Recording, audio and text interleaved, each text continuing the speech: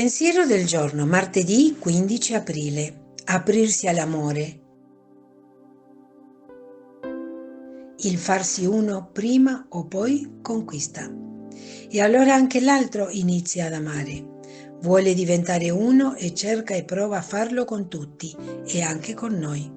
Così succede che in questo modo due di noi cercano di farsi uno, di amarsi veramente come desidera Gesù. E Lui vuole che ci amiamo fino a morire l'uno per l'altro. Non che ci amiamo aspettando di morire domani, dopodomani o l'anno prossimo. Vuole che viviamo morti a noi stessi perché siamo vivi per amare.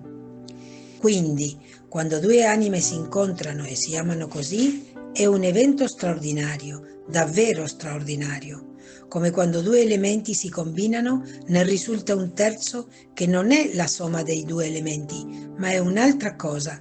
Così, quando due persone si amano in questo modo, cioè quando la misura dell'amore è la donazione della vita, emerge un terzo elemento. Non sono più due persone sommate, una più l'altra, né un miscuglio di due, non è un gruppo di due o più persone, è Gesù. Gesù, qualcosa di favoloso. Dove due o più sono uniti nel mio nome, dice Gesù, io sono in mezzo a loro. Due o più persone che si amano in questo modo portano nel mondo, generano nel mondo una fiamma, Gesù stesso. Chiara Lubich, L'arte di amare, editrice Cittanuova.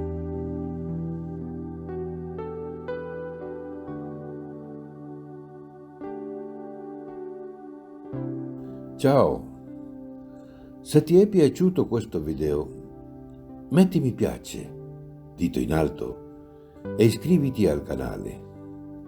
È libero, gratuito e senza alcun impegno. Parola di vita, aprile 2025. Ecco, io faccio una cosa nuova. Proprio ora germoglia, non ve ne accorgete? Isaia, capitolo 43, versetto 19.